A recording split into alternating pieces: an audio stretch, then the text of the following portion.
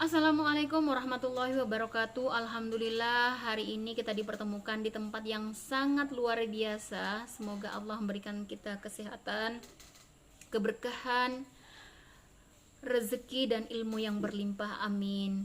Bapak, ibu, semangat, sehat, alhamdulillah. Biar tambah sehat dan semangat, kita mau tepuk dulu. Tepuk semangat. Ha. Ha, ya. Baik, saya akan mulai materi pada hari ini dengan judul Cara Belajar Anak Usia Dini Melalui Bermain. Tetapi perkenankan saya memperkenalkan diri dulu. Nama saya Nengsi MPD. Tempat lahir saya di Pinrang, tanggal 3 Januari 83. Pendidikan S1 saya mengambil jurusan PAUD. Lagi-lagi juga saya ngambil di S2-nya Master Manajemen Pendidikan berkonsentrasi di anak usia dini. Rumah saya di Jalan Aweh Saharani RT 40 nomor 23. Moto saya, bekerja keraslah dan bersikap baiklah, hal luar biasa akan terjadi. Amin ya rabbal alamin. Tujuan yang ingin dicapai yang pertama adalah konsep bermain, yang kedua adalah jenis-jenis bermain, yang ketiga metode kegiatan anak bermain, kemudian jenis-jenis kegiatan bermain anak. Apa itu bermain? Ibu, bapak pernah melihat anak tidak pernah bermain? Gak pernah. Pernah lihat anak bermain terus? Pernah. Jadi sebaiknya yang mana nih? Apakah yang pernah dengan tidak? Yang bermain. Nah, kalau begitu, ibu bisa jelaskan tentang bermain? Ya, bermain dilakukan oleh anak karena senang. Terima kasih Ibu atas jawabannya. Di sini ada beberapa pendapat tentang bermain. Jean Piaget mengatakan kegiatan yang dilakukan berulang-ulang demi kesenangan. Nah, kemarin bermain Play-Doh, hari ini bermain Play-Doh, besok bermain Play-Doh lagi. Kenapa? Karena anak-anak itu senang melakukan permainan itu. Kemudian Vygotsky mengatakan kegiatan yang meningkatkan perkembangan kognitif dan bahasa anak berinteraksi aktif dengan lingkungan. Dengan lingkungan itu anak-anak bisa mengenal berbagai macam pengetahuan yang baru dan menambah kosakata anak di dalam berkomunikasi. Kemudian Elizabeth Hollow mengatakan kegiatan dilakukan untuk kesenangan yang ditimbulkan tanpa mempertimbangkan hasil akhir. Anak itu bermain aja. Dia tidak tahu kalau dengan bermain itu dia mengenalkan konsep. Dia bermain itu mengenalkan warna. Dia bermain saja, ya. Tetapi kalau menurut Health dan Turnes mengatakan bahwa kegiatan mengungkapkan pikiran atau perasaannya. Oh, anak itu bermain karena dia aku mau bermain karena senang. Perasaan anak itu memang sering bermain karena dengan bermain itu dia menambah hal yang baru atau pengetahuan yang baru. Jenis-jenis bermain di sini ada dua. Yang pertama adalah bermain aktif. Bermain aktif ini biasanya dilakukan di dalam ataupun di luar ruangan. Cenderungnya bermain bersama-sama. Kalau di luar itu bermain bola, bermain pelosotan, enjotan, lari-larian, main sepedaan bersama. Tapi kalau di dalam ruangan itu biasanya bermain peran. Ada yang merankan sebagai ayah, ibu, ataupun ada yang berperan sebagai anak, dan banyak lagi ya contoh-contoh yang lain. Kemudian bermain pasif sering dilakukan di indoor atau tidak melibatkan banyak gerak tubuh. Nah, di sini anak-anak biasanya bermain sendiri. Contohnya bermain gadget atau bermain internet. Bermain di sini juga ada namanya bermain sensori motor, bermain pembangunan, bermain peran, dan bermain dengan aturan.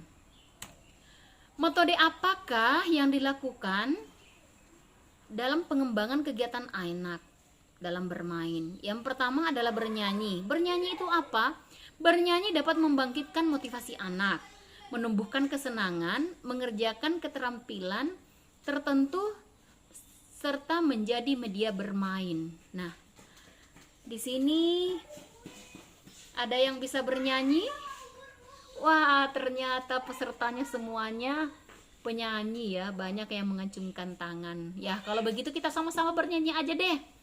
Yo, hari ini kita nyanyinya apa, Ibu? Satu-satu aku sayang ibu, boleh. Satu-satu aku sayang ibu.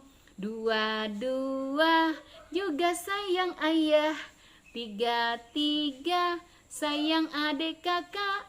1, 2, 3 sayang semuanya. Ya, dalam bernyanyi itu ada unsur makna yang tersimpan. Mengenalkan seperti tadi, satu-satu aku sayang ibu. Oh, satu tuh seperti ini. Tuh satu, ibu harus disayang, ayah, adik, ya, mengenalkan keluarga inti. Kemudian gerak dan lagu. Gerak dan lagu adalah sarana yang menyenangkan bagi anak untuk olahraga atau senam. Nah, kalau di sentra kami ada namanya sentra olah tubuh, tapi terkhususnya di hari Jumat ini kita hampir separuh waktu itu kita gunakan untuk gerak dan lagu. Kemudian metode bercerita.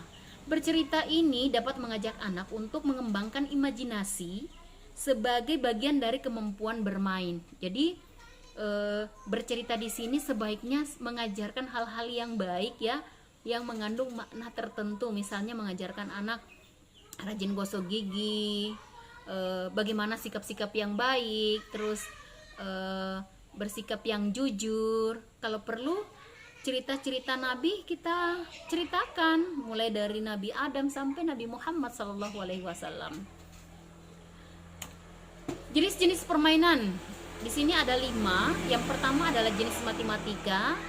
Kegiatan yang dirancang untuk mengenalkan konsep pemula, misalnya mengenal konsep berat ringan, mengelompokkan warna, kemudian mengenal konsep ruang, ya. Di sini bermain bahasa. Yang kedua, berfungsi untuk alat komunikasi. Dalam berkomunikasi diperlukan kemampuan untuk memahami pesan yang disampaikan, baik itu dalam bentuk tulisan maupun tulisan, ya. Bermain sains melatih kemampuan anak untuk mengenal berbagai gejala benda atau gejala peristiwa. Misalnya bermain pencampuran warna, bermain menanam kacang hijau menjadi kecamba, ya teman-teman semuanya. Kemudian bermain musik dan gerak merupakan sarana bagi anak untuk mengekspresikan ide, imajinasi, perasaan dan emosi anak. Nah, di sini kalau di TK itu ada main drum band ya di tempat kami. Terus sederhananya sekali, misalnya dengan tepuk pola 1 atau pola 2, ataupun dengan menggunakan barang bekas, botol, kaleng dan sebagainya. Kemudian bermain seni kriya. Kegiatan menghasilkan karya seni menggunakan tangan melalui beragam media seni. Baik, kesimpulan, bermain merupakan kegiatan yang menyenangkan, menarik, membantu mengembangkan imajinasi anak, kreativitas, mampu dalam memecahkan masalah dan meningkatkan keterampilan sosial. Bermain dapat juga mengembangkan aspek perkembangan nilai agama dan moral, bahasa anak, kognitif, sosial emosional, dan seni. Baik teman-teman, demikianlah paparan yang sempat saya bawakan hari ini. Mudah-mudahan bermanfaat. Jika ada salah dalam penyampaian, mohon dimaafkan.